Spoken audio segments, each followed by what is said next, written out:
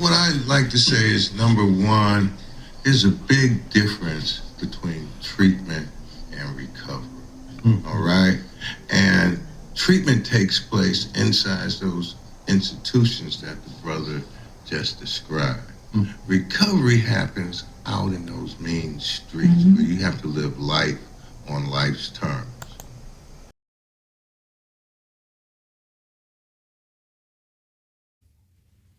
Welcome to the Qumran Report. May the peace and blessings of the life-giving creative spirit be upon you and upon your family. My name is Melvin Ishmael Johnson, coming at you live from Skid Row Studios. And I'm in the studio with my co-host, Earlene Anthony. Our call-in number is 1-800-893-9562. This week on the Qumran Report, our topic is Skid Row as a recovery zone. I'm delighted to have with us in the studio Anna Pepe, Dwayne Mackey, and Kevin Michael Key. Welcome to the Qumran Report. Welcome. Thank you, Mel. Okay, now let's get back to our in-studio guests. Let's go around the table and introduce yourself, the organization, the projects that you are working on. Let's start over here with Dwayne.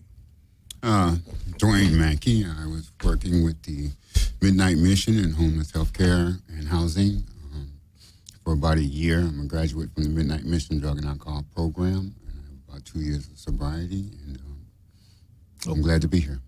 Right. Hey, Melvin, thank you. Kevin Michael.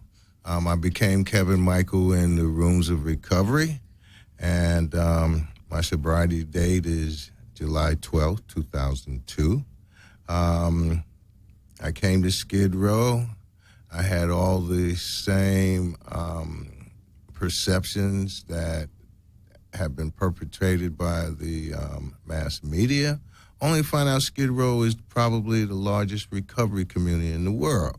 I went through the Volunteers of America program on the 9th floor at the Wine Guard.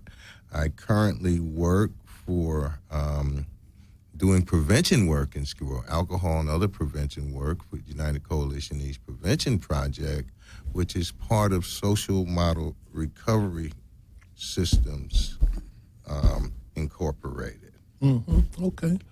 Anna.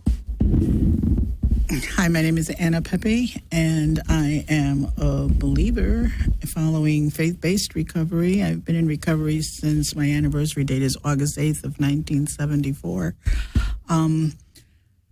And I volunteer a lot in different aspects with church ministries and down in the Skid Row area whenever I can. Okay.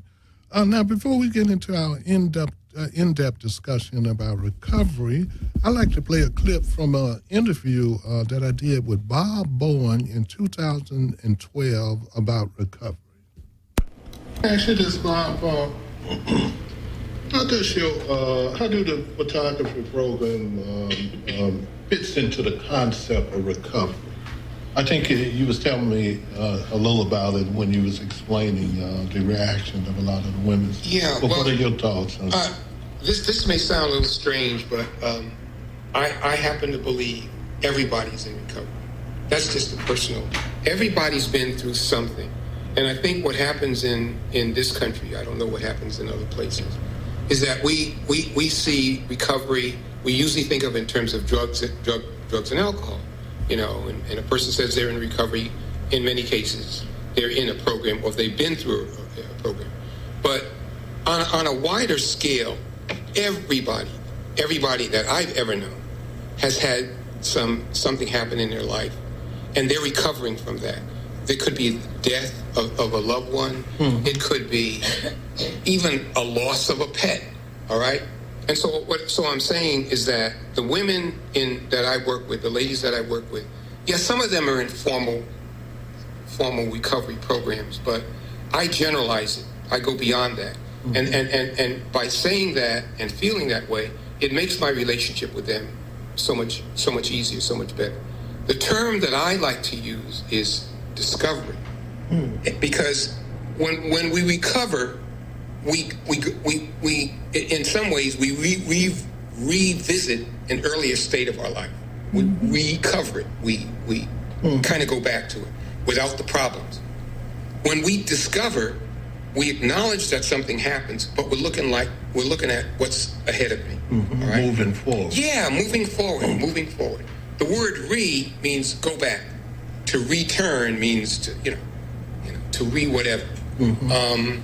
And so I see my relationship with the ladies there as one of discovery. I like to introduce ideas and thoughts and opportunities for them so that they can discover a part of themselves that they hadn't paid much attention to. Mm-hmm. They don't have to worry about, they don't have to get locked into, a formalized way of getting over some bad times. Mm-hmm. Okay?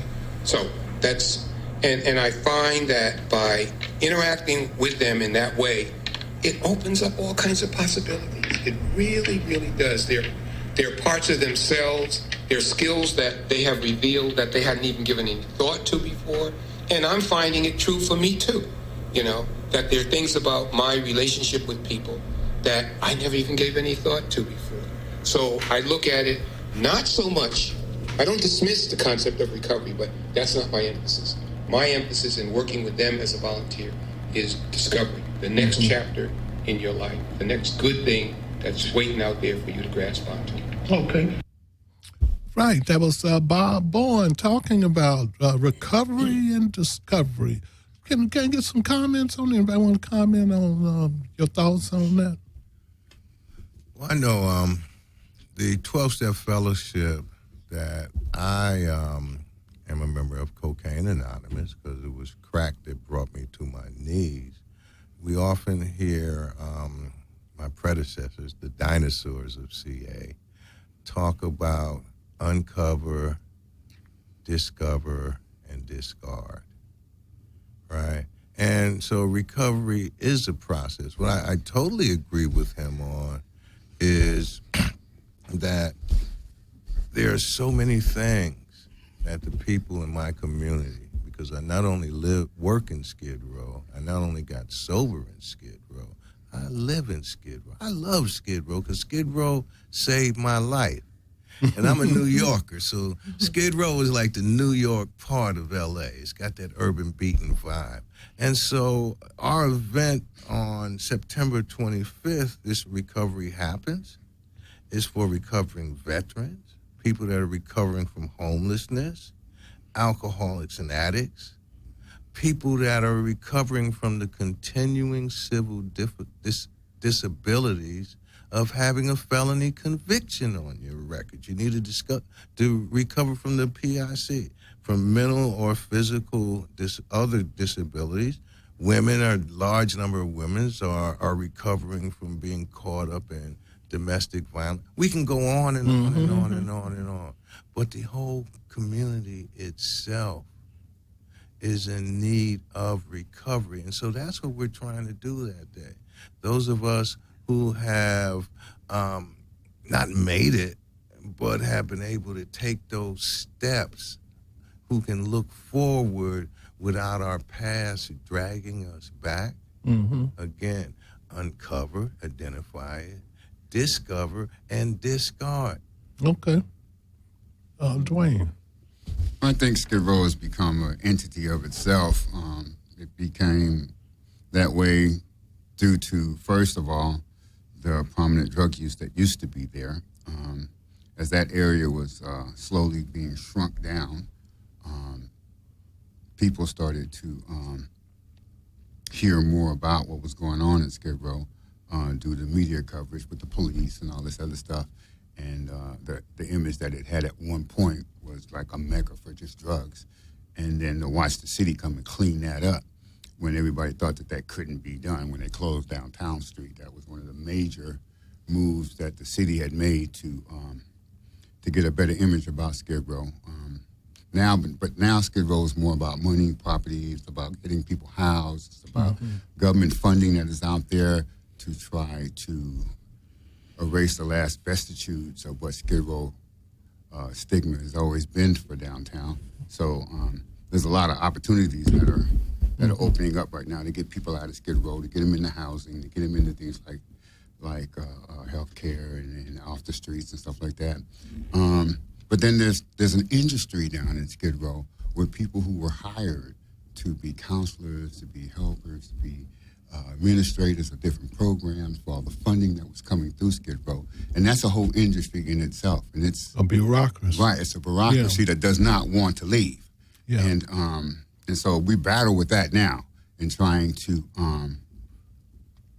get these bureaucracies to break down and to finally allow Skid Row to blossom into something it was always meant to be, which is a community of people. And, it's amazing you say that because I call that the homeless industrial complex. Yes. Which is similar to the prison industrial complex. Yes. And the military industrial complex. And I think the solution is similar. It's something that Dwight D. Eisenhower said when he was leaving the presidency.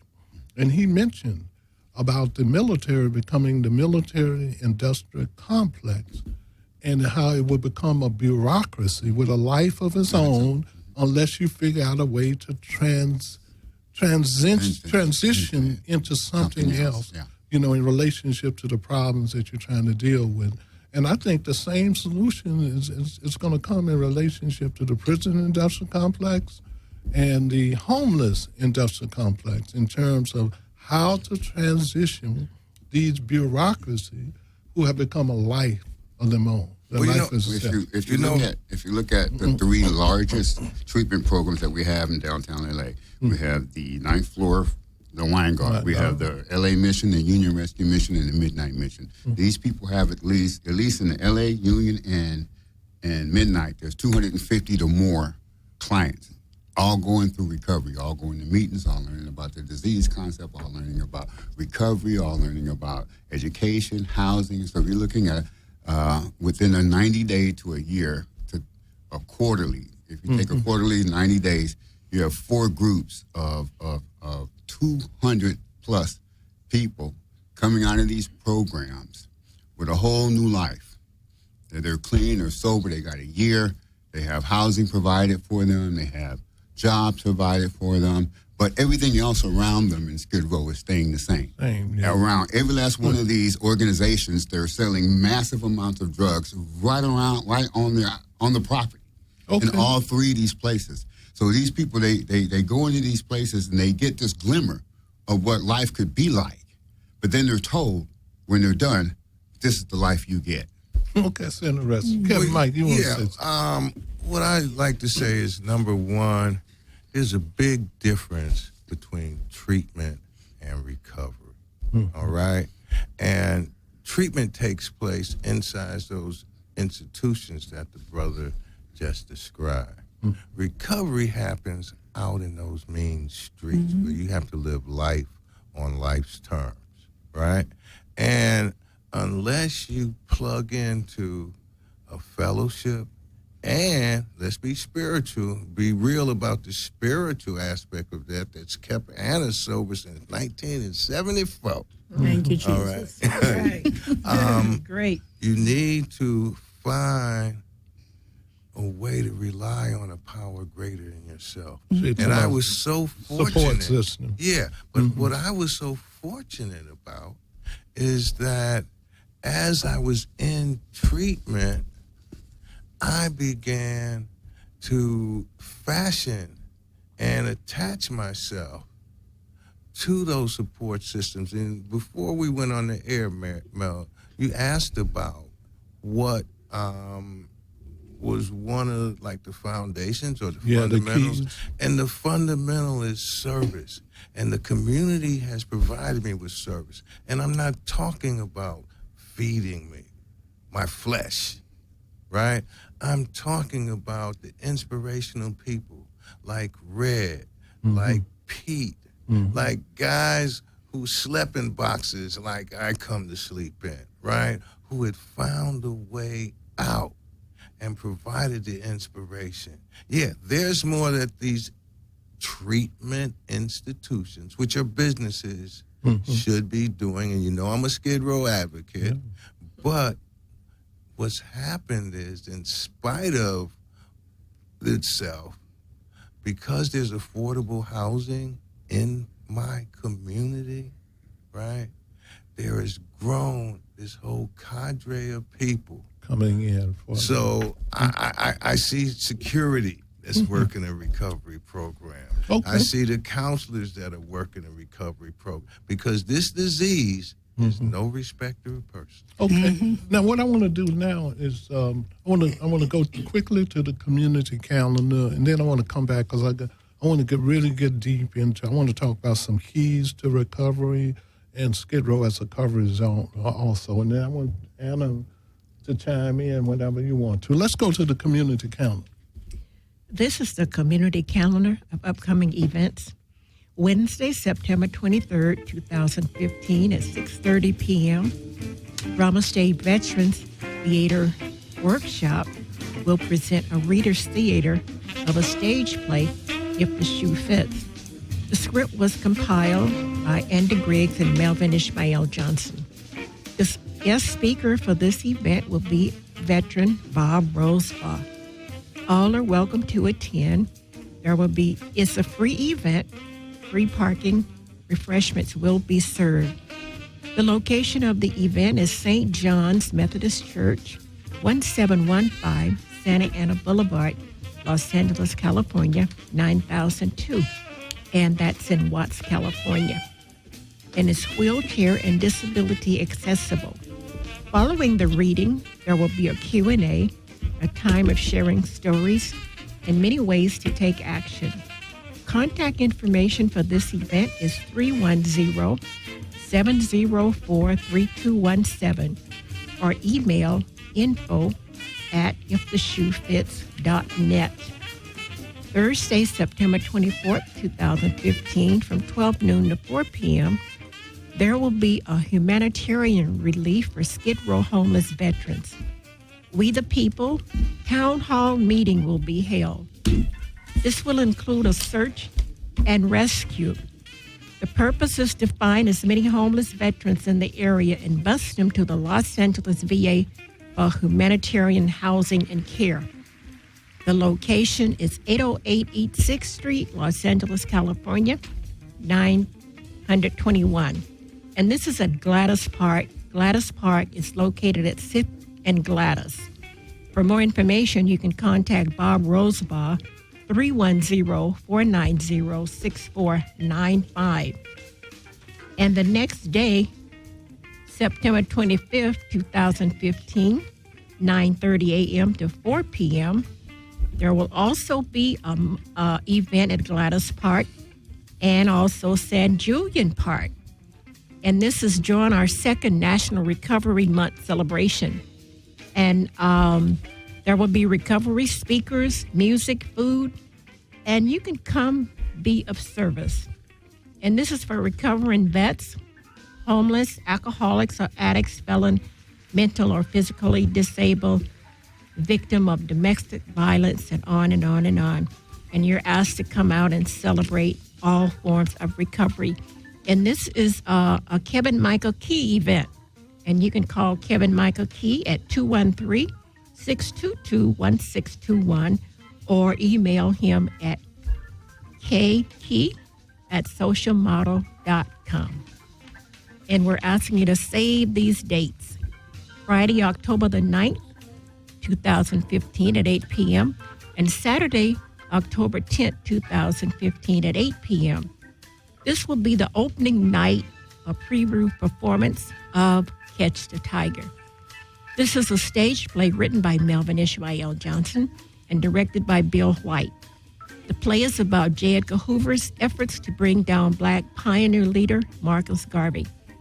The location will be the Moments, Moment Theater, 665 North Heliothorpe Drive, Los Angeles, California, 9004. And this is located at near Vermont and Melrose. For more information, you can contact Drama Stage 1 at yahoo.com or 213-908-5032. And we will have more upcoming information about the performance and ticket prices.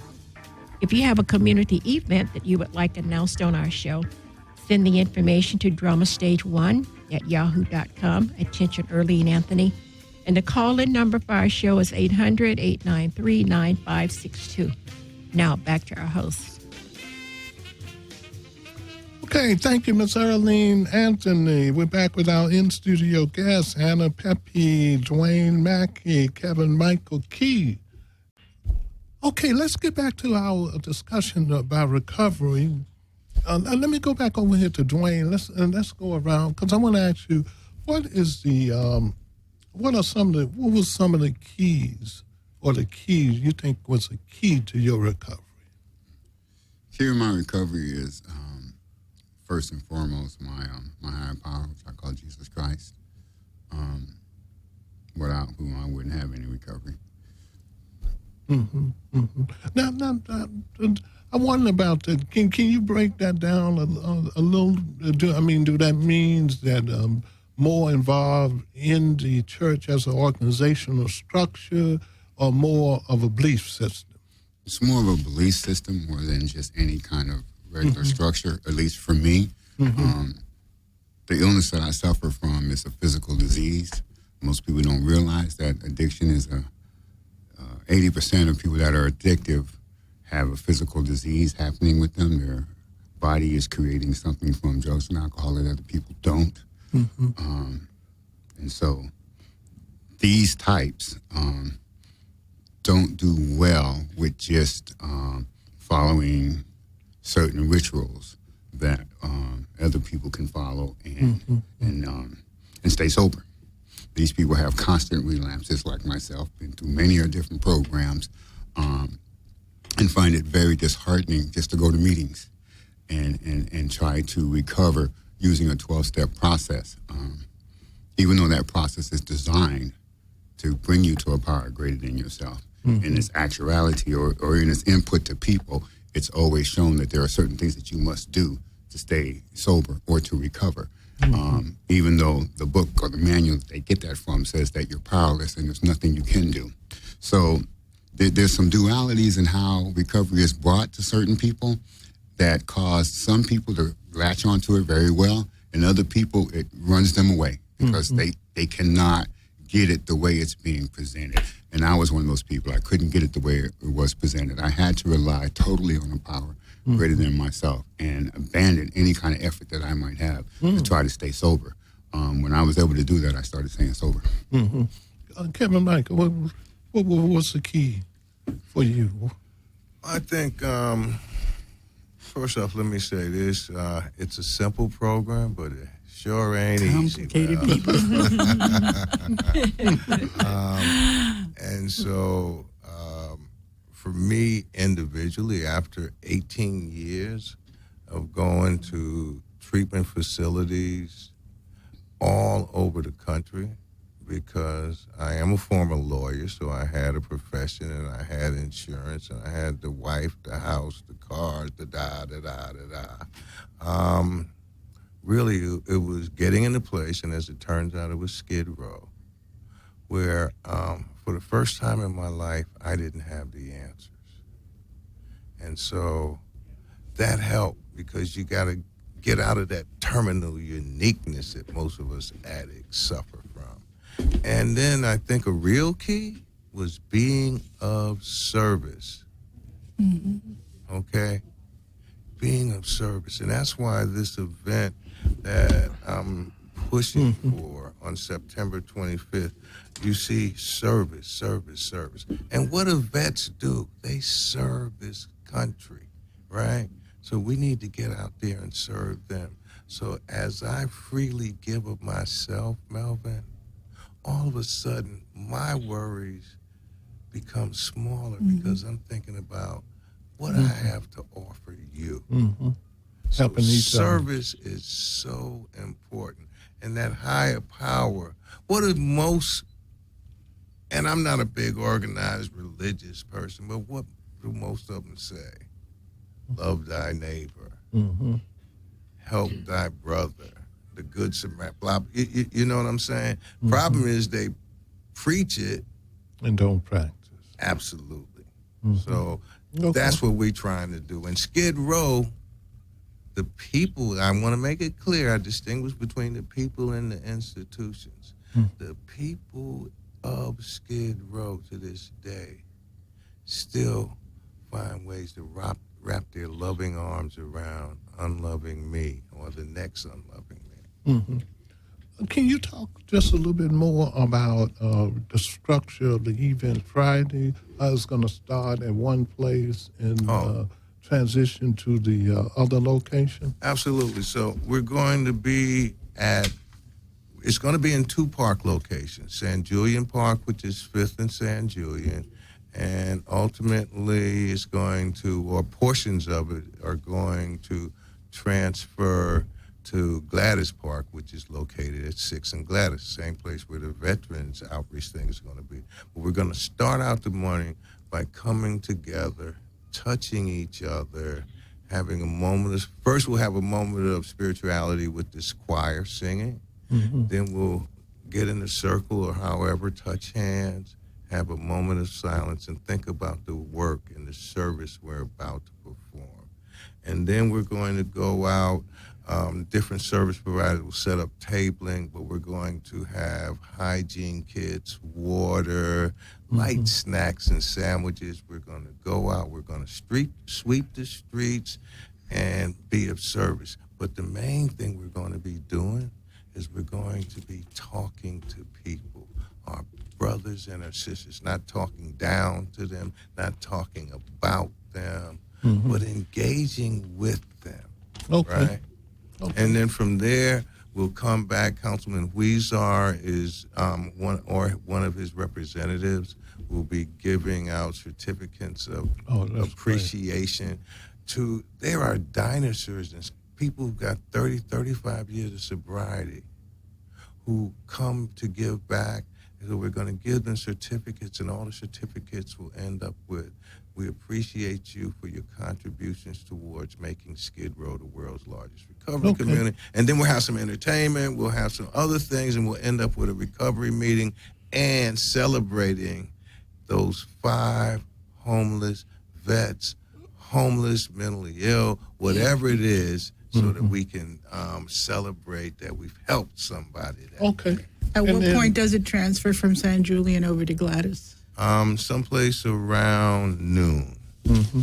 Now, Anna, let's go over to you, because I want you to, you can quickly tell us that same question. What was the key to my recovery? I talked about a lot of things the last couple of weeks. Try not to repeat myself. Well, key, which I've already told everybody, was my what I consider my gift of desperation, hitting that bottom. And God proving himself to be very real to me. And then once I hit that bottom and he showed up and I got clean physically, the withdrawal, went through the whole withdrawal process, but then came Bring the Body, the Mind will follow, starting to deal with the emotions and all the garbage that was back there. So key in that for me in the rooms of recovery was the sharing. It wasn't, I had been held hostage my whole life, hiding everything that had happened in my childhood, all of that pain that went with the physical violence, the sexual abuse, all that garbage, had crippled me emotionally. I'd never talked about it. It was a big, dark secret. We didn't even talk about it in my house. But when I went to the program and I started hearing people sharing their stories, and they weren't ashamed, and they were exposing that stuff, it blew my mind. When I went to a women's retreat and a woman shared about the shame and the guilt that she experienced because she would bring alcoholics she picked up at a bar to her house and they abused her daughter. It was like, she dares to talk about that, and all of a sudden it gave me the freedom to start opening up and dumping all that garbage and get the healing that I needed. Okay.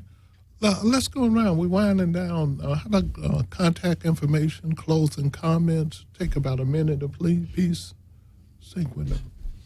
Well, I'd just like to say that I've heard a lot of good stuff today. I just like people to understand that most of the recovery that we have down here, if they were anybody like me, I got introduced to recovery through a treatment program. I would have never known anything about a 12-step meeting or nothing if I hadn't went to a treatment program. And most of the people that I know, we learned about recovery that way. But because we went through it that way, we have a unique perspective about what recovery is down here on Skid Row. It's amazing the kind of depth that we have as far as where we go with our meetings and how we deal with the people that are in recovery down here, because we have that multifaceted background of being introduced to 12-step programs that way.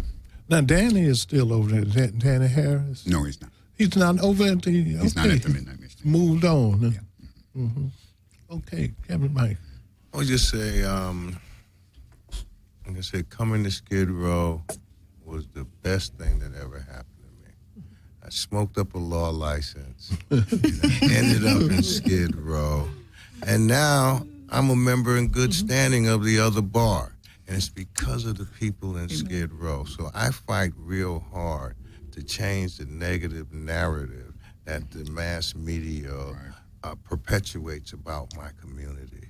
Okay. They need to stop oversaturating downtown with all these new alcohol outlets and begin to incorporate recovery concepts for the community as a whole, rather than trying to continue the stigmatization and criminalization of a part of the community.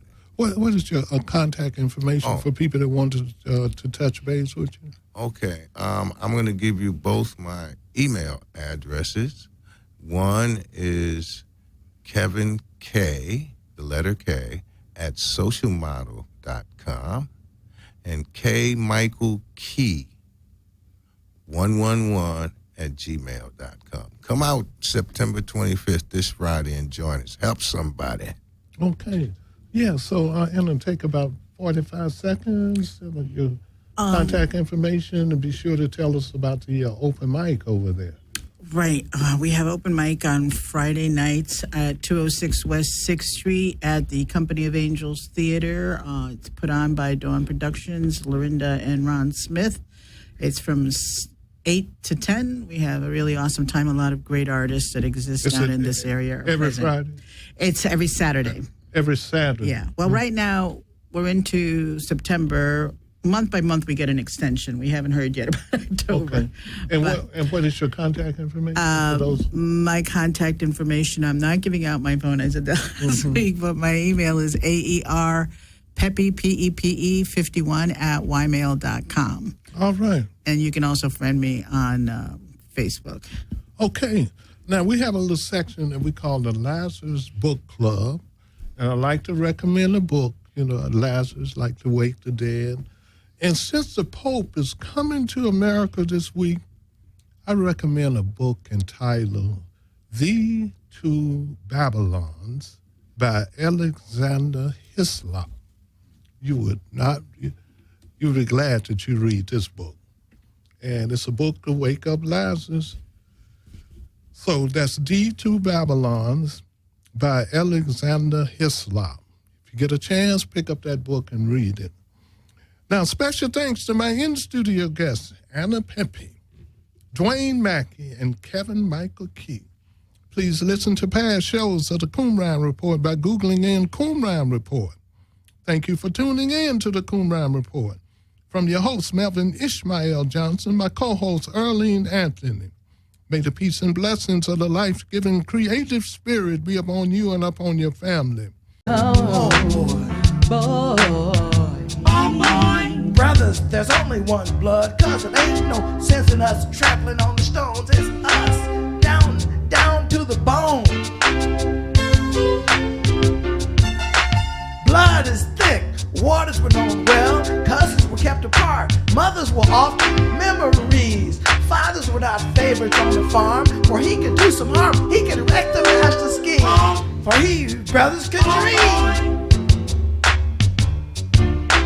Your mama ain't no saint, your daddy died in a shallow stream, but your uncle, Dr. King, did have a dream, my brother.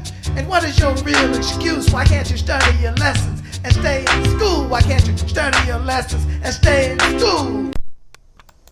What I like to say is, number one, there's a big difference between treatment and recovery, all right? And treatment takes place inside those institutions that the brother just described. Recovery happens out in those mean streets where you have to live life on life's terms.